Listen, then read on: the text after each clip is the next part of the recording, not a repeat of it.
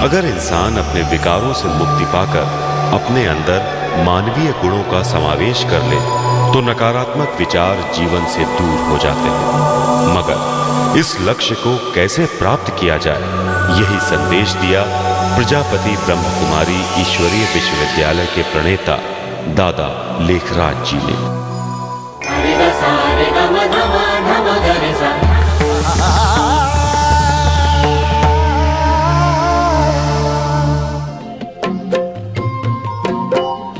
Mount Abu के इन पहाड़ों में ऐसी खुशबू बसी है कि दुनिया भर से लाखों लोग बरबस ही यहाँ खींचे चले आते हैं। लेकिन कारण सिर्फ मरुभूमि राजस्थान की अरावली पहाड़ियों की रंगीन फिजा ही नहीं है, बल्कि यहाँ की वो आध्यात्मिक शांति है जिसका उद्गम स्थल है प्रजापिता ब्रह्म कुमारी ईश्वरीय विश्वविद्यालय, जो पिछले 17 सालों से देश विदेश के लाखों लोगों को सिखाता है जिंदगी जीने की कला। तो आध्यात्मिकता वो चीज़ है जो अपने अंदर की ओर ले जाता है और अंदर की खोज में हम तत्पर होते हैं और एक प्रकार से संतुष्टता और खुशी आनंद ये सब मिल पाता है। तो लेकिन कोई भी एक लेबल नहीं होता कि इंडियन ये कोई हिंदू है, मुसलमान है, क्रिश्चियन है। इस विश्वविद्यालय के 3 मकसद हैं: राजयोग से व्यक्ति का विकास, आत्मा का परमात्मा से मिलन और आध्यात्म से विश्व शांति का संदेश। और आज ये संदेश जाति, देश और धर्म की सीमाओं को लांघ चुका है। आध्यात्म की इस सुंदर परंपरा की शुरुआत हुई कराची में सन 1936 में, जब 60 साल के दादा लेखराज को सांसारिक बंधनों को तोड़ने और परमात्मा के संदेश को जन जन तक पहुंचाने का ईश्वरीय संदेश प्राप्त हुआ। इस पर अमल करते हुए 1937 में एक ट्रस्ट की नींव रखी गई और दादा ने अपनी सारी संपत्ति उसके नाम कर दी। इस ट्रस्ट में सिर्फ महिलाओं यानी माताओं और बहनों की ही भूमिका पर जोर दिया गया। वो परंपरा आज भी कायम है और आज दादी जानकी इस आध्यात्मिक मिशन की अग्रदूत और मुख्य प्रशासिका हैं। दादा लेखराज को प्रजापिता ब्रह्मा की अलौकिक उपाधि से विभूषित किया गया। मान्यता के मुताबिक उनके जन्म को ब्रह्मा की वाणी से उच्चारित महावाक्यों से हुए पुनर्जन्म की संज्ञा दी गई।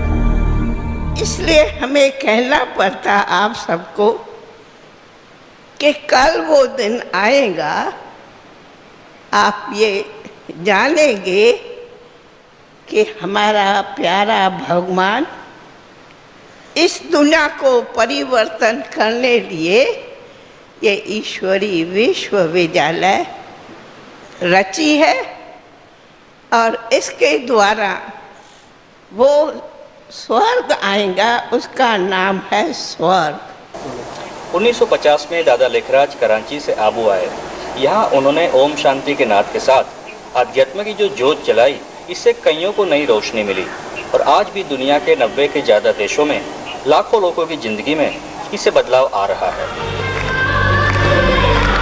आज इस संस्था से जुड़े लोग ब्रह्म कुमार और ब्रह्म कुमारी के नाम से जाने जाते हैं और इस संस्था को जाना गया प्रजापिता ब्रह्म कुमारी ईश्वरीय महाविद्यालय के नाम से।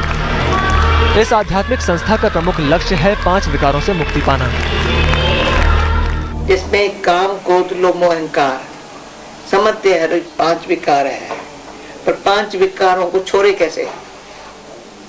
वश है, अधीन है। तो ये शिक्षा परमात्मा ने हम बच्चों को दिया है, सिखाया है, अनुभव कराया है, तुम सबको 5 विकारों से छुड़ाने के लिए। इन केंद्रों में 5 लाख विद्यार्थी हर रोज नैतिक और आध्यात्मिक मूल्यों की शिक्षा लेते हैं और राजयोग का अभ्यास करते हैं। पहले ज्ञान योग माना समझ हो, मैं कहूँ किससे योग लगाती हूँ। योग माना कंडीशन, योग माना पहले याद, जो याद उसकी आती है जिसके साथ प्यार होता है, जिससे कुछ प्राप्ति होती है, उसकी याद आती है। पहले याद, भगवान का सबको भूल, मुझे एक को याद कर। इस संस्था का सक्रिय सदस्य बनने से पहले मन के तमाम विकारों पर विजय प्राप्त कर नम्रता, सहनशीलता, धैर्य, संतोष, मधुरता जैसे दिव्य गुणों को अपने जीवन में उतारने का अभ्यास करना होता है। I came into Brahma Kumaris when I was quite young, about 24, and immediately decided, yes, this is how I want to live my life. So I became a dedicated sister very quickly. It's completely transformed my ability to work in the world, because the work that I do is very, very intense and it requires tremendous concentration and creativity. Prajapita Brahma Kumari ईश्वरीय विश्वविद्यालय की शिक्षा का मूल है राजयोग की शिक्षा, जो विदेशियों के लिए कौतूहल और आकर्षण का विषय है।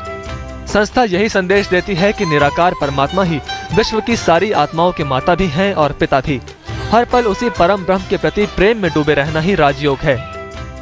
राजयोग एक ऐसी चमत्कारिक विद्या है जिसमें पारंगत होने पर मानसिक तनाव से तो मुक्ति मिलती ही है, नकारात्मक विचार भी दूर हो जाते हैं और तभी होता है व्यक्ति का सच्चा आध्यात्मिक उत्थान। ये जो एक सबका है, तो आत्मा की परमात्मा से जब लिंक जुटती है तो लाइट मिलती है, माइट मिलती है। तो आत्मा में जैसे लाइट आ गई, नहीं तो आत्मा जैसे अंधकार में आ गई है बॉडी कॉन्शियस से, और सोल कॉन्शियस होने से, परमात्मा से कनेक्शन जुटने से लाइट आ गई, माइट मिली, कॉन्शियस राइट होने लगा, एवरीथिंग राइट। राजयोग के सिद्धांत और इसके अभ्यास का असर यहाँ के परिवेश में साफ नजर आता है। यहाँ से जुड़े हर व्यक्ति के रोजमर्रा के क्रियाकलापों में राजयोग की छाया साफ दिखाई देती है, फिर चाहे वो संस्था की व्यवस्था से जुड़ा कोई काम हो या फिर रसोई घर का।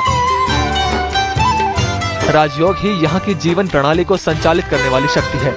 70 साल पहले आध्यात्मिक क्रांति की शक्ल में जो बीज बोया गया, वो आज एक विशाल आध्यात्मिक वट वृक्ष का रूप धारण कर चुका है, जिसकी शीतल और अलौकिक छांव में दुनिया के तमाम मुल्कों के असंख्य लोग अपने जीवन के वास्तविक अर्थ को समझते हैं। सीधे सादे शब्दों में जिंदगी की तमाम गुत्थियों का जो आसान हल यहाँ सुझाया जाता है, शायद वही कारण है कि आज इस संस्था को पूरी दुनिया में सम्मान की नजर से देखा जाता है। धीमंत पुरोहित, आबू, आज तक।